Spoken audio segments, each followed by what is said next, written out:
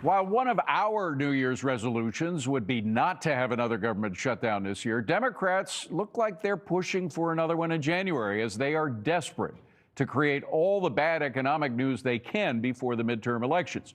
Joining us now is Oklahoma Congressman Kevin Hern. He's chair of the Republican Policy Committee. Great to see you, Congressman. Thanks for being here. Merry Christmas, Happy New Year. I'm just wondering if we're going to have another one. Do you think it's inevitable that Democrats are going to try to push for another government shutdown in January? Well, certainly it's on top of everyone's mind as the funding deadline comes up on January 30th. Yeah. I can tell you the Republicans in the House, Republicans in the Senate, and President Trump don't want that to happen. We're going to do everything we can to prevent that from happening, just as we did last September when the Democrats, the Schumer shutdown that lasted 43 days because no Democrat would support keeping the government open and funded. They're doing everything they can because that's the only message they have, as you just stated. They have no policy. I think it's both bad policy and bad politics to shut down the government. We're going to work. My colleague from Oklahoma, the chair of the Appropriations Committee, Tom Cole, has worked to get all the appropriation bills out of the committee this year, 3 across the floor. He's working right now to get 5 more out. We're going to do everything we can to get the appropriation bills done by that time, but we're going to need Democrat help, and I don't see them helping us. Well, you're also going to need all the Republicans, and there are a few that are kind of playing footsies with the Democrats on this issue.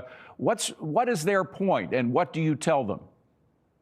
Well, they're good friends of mine. I think they need this for their district, but the reality is that we did a lot in the One Big Beautiful Bill in keeping tax policy low and consistent where it's been since 2017.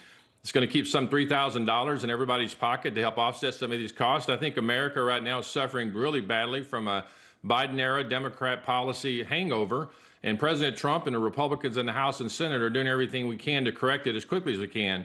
As you and I can both probably remember, it took Ronald Reagan almost 6 years to overcome the Jimmy Carter inflation that we saw. Joe Biden increased in the cost to every American by 23% in his 4 years. And we're working our way back to where it needs to be at 2.7%, shocked everybody, all the Ivy League economists, growth at 4.3%. And when we did the One Big Beautiful Bill, the Democrats laughed at us. The Ivy League economists laughed at us when we said we needed 3.8% to pay for it. Yeah. And all indications now is the economy is starting to really crank up. But we know we still have work to do, and that's why we're working on affordability. The crux of the issue, and one that a couple of, maybe more than a couple, 3 or 4 Republicans are actually thinking of working with Democrats on, is the expansion, the continuation of COVID-era spending, of this very generous assistance on Obamacare, which may or may not have been necessary during COVID, but certainly isn't necessary now. But they want to stick to it. The Democrats want to keep it going, but they also want to stick Republicans for those 20 million people who may find their monthly contributions to the program go up come January 1st. How do you deal with all that? Yeah, the reality is the $400 billion that they want to continue spending on a 10-year budget window is for about 4 million Americans.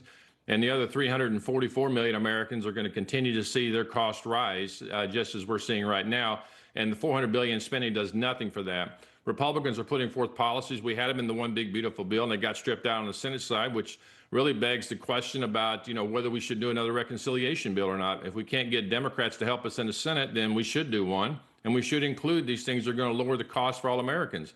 Just as you stated, the Obamacare, the Unaffordable Care Act back in 2010 was supposed to lower our premiums, give us more doctors and more access. And it's done the opposite on every single one of those. Democrats would like to say, well, we're blaming on Obamacare. Well, that's where the blame should go. If anything should be blamed, it should be that. And right now they know that because they've extended and given premium additions. In 2023, they did it again for 2 years because, as you just stated, they wanted to give COVID-era relief. Well, COVID is over. It's time now to go after these medical costs that are affecting every single American. That's what we're going to do as Republicans. That's what President Trump's doing with going after pharma, and now he's going to have the insurance folks come to his office. Quick last question. Are you now working on a reconciliation package that would have some of these things? And are you certain that you can get a majority, pretty much everybody in your party to go along with that?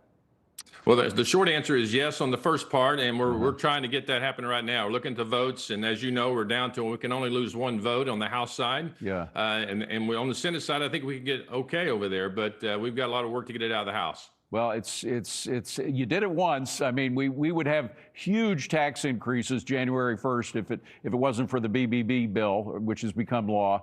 So congratulations on that. We'll see if it happens in the future. Have a wonderful new year, Congressman. Great to see you. Thank you and Merry Christmas.